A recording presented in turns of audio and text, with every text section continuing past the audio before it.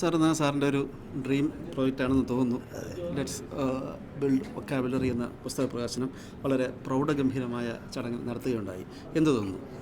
തീർച്ചയായിട്ടും എനിക്ക് ഭയങ്കര ഒരു ഒരു എന്തൂസിയാസം തന്നെയാണ് തോന്നുന്നത്. കാരണം ഞാൻ ആഗ്രഹിച്ച രീതിയിൽ തന്നെയാണ് എൻ്റെ പ്രകാശനം നിർവഹിക്കാൻ കഴിഞ്ഞത്. യഥാർത്ഥത്തിൽ ആ പുസ്തകം എന്ന് പറയുന്നത് ഞാൻ ഓർഡർ ചെയ്ത പുസ്തകമല്ല, യഥാർത്ഥത്തിൽ ഞാൻ എഴുതിയ പുസ്തകമല്ല. പക്ഷേ ഞാൻ കമ്പൈൽ ചെയ്യുകയായിരുന്നു. വേരിയസ് സോഴ്സുകളിൽ നിന്നുള്ള മെറ്റീരിയൽസ് ഉപയോഗിച്ച് കമ്പൈൽ ചെയ്ത് തയ്യാറാക്കിയ ഒരു പുസ്തകമാണ്. അതുകൊണ്ട് തന്നെ ആ പുസ്തകം ഒരു ഒരു റെഫറൻസ് ബുക്കായിട്ടാണ് ഞാൻ അതിനെ ഇൻട്രൊഡ്യൂസ് ചെയ്തിരിക്കുന്നത്. It's A reference book. 500 വാക്കുകളാണ് അതിനകത്ത് ഉപയോഗിച്ചിരിക്കുന്നത്. ഞാനിപ്പോൾ ഇന്ന് 1333 വാക്കുകൾ ഇതിനകം തയ്യാറായി കഴിഞ്ഞു. അതിൽ നിന്ന് തിരഞ്ഞെടുത്ത 500 വാക്കുകളാണ് ഈ പുസ്തകത്തിലുള്ളത്. അപ്പോൾ അത് അത്തരത്തിലുള്ള റെഫറൻസ് ബുക്കായിട്ടാണ് ഞാൻ അതിനെ കാണുന്നത്. ഇപ്പോൾ നമ്മുടെ സോഷ്യൽ മീഡിയ എല്ലാം തുറന്നു നോക്കിക്കഴിഞ്ഞാൽ ഇപ്പോൾ കോഡിങ്ങിലൂടെ ഇംഗ്ലീഷ് പഠിക്കാം. മുമ്പൊക്കെ ഇംഗ്ലീഷ് സ്പോക്കൺ ഇംഗ്ലീഷ് ക്ലാസ്സുകളായിരുന്നു. ഇപ്പോൾ കോഡിങ്ങിലൂടെ പഠിക്കാം. ഇപ്പോൾ അടുത്ത ഒരു ടെക്നിക്കൽ വന്നിട്ടുണ്ട്. അപ്പോൾ ഇതിനെല്ലാം ഒരു വെല്ലുവിളിയാകുമോ? അല്ലെങ്കിൽ അവരൊക്കെ പെട്ടെന്ന് പഠിപ്പിക്കുന്നത് പോലെ നമുക്ക് അതൊരു പ്രായോഗികതയാണ്?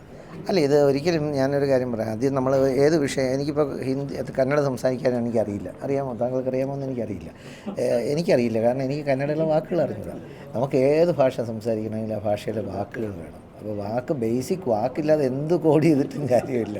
കോഡ് ചെയ്യുന്നത് നല്ലതാണ്, ചില കാര്യങ്ങൾ ഓർത്ത് വയ്ക്കാൻ. ഇപ്പോൾ ഉദാഹരണത്തിന് നമ്മൾ പണ്ട് പഠിച്ചിട്ടുള്ള വിബ്ജി ഒക്കെ ഒരു ടൈപ്പ് ഓഫ് കോഡിംഗ് ആണ്. അല്ലെങ്കിൽ ബോർഡ് മാസ്, അല്ലെങ്കിൽ വേറൊരു വാക്കുണ്ട് പലർക്കും അറിയാത്ത ബാഷ് സാബ് എന്ന് ബാജ് സാബ് എന്ന് പറഞ്ഞൊരു വാക്കുണ്ട്. BHAJSAB. ഇത് മുഗൾ രാജാക്കന്മാരുടെ പേരുകളാണ്. ബാബർ, ഹുമയൂൺ, അക്ബർ, ജഹാംഗീർ എന്ന് പറയുന്നതിന് ഷോർട്ട് ചെയ്ത് വെച്ചിരിക്കുകയാണ്, കോഡ് ചെയ്യുന്നത്.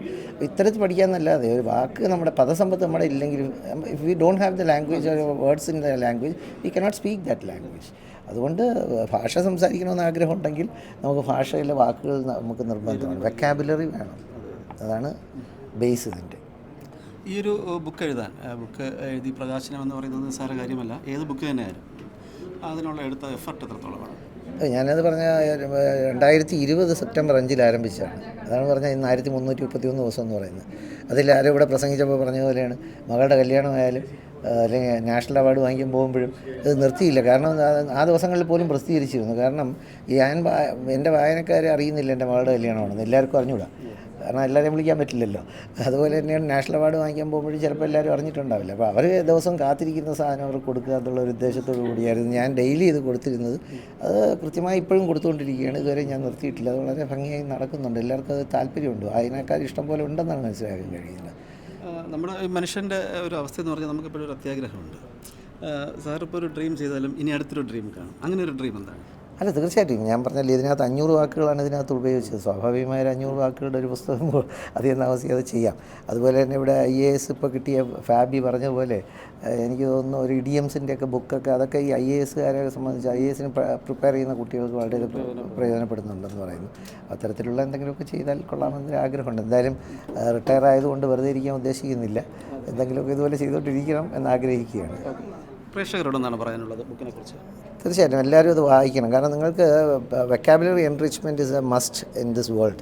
If you want to speak, if you want to say something in a particular language, even if in മലയാളത്തിൽ നിങ്ങൾക്ക് സംസാരിക്കണമെങ്കിൽ പോലും നിങ്ങൾക്ക് മലയാളത്തിലെ വാക്കുകൾ അറിയണം, അല്ലാതെ മലയാളം സംസാരിക്കാൻ പറ്റില്ല. അപ്പോൾ അതുകൊണ്ട് വാക്കുകൾ അറിഞ്ഞാൽ മാത്രം പോരാ, അതിൻ്റെ ഉപയോഗം എങ്ങനെയാണ്, അത് എങ്ങനെയാണ് സെൻറ്റൻസുകളിൽ ഉപയോഗിക്കുന്നത്, അല്ലെങ്കിൽ അതിൻ്റെ സിനണിംസ്, പര്യായ പദങ്ങൾ, വിപരീത പദം, അല്ലെങ്കിൽ അതിനകത്ത് ബോണസ് പോയിൻ്റ് എന്ന് പറഞ്ഞൊരു പാർട്ടി ഞാൻ കൊടുത്തിട്ടുണ്ട്. ആ വാക്കിനെ സംബന്ധിച്ചുള്ള വിശദീകരണമാണ്.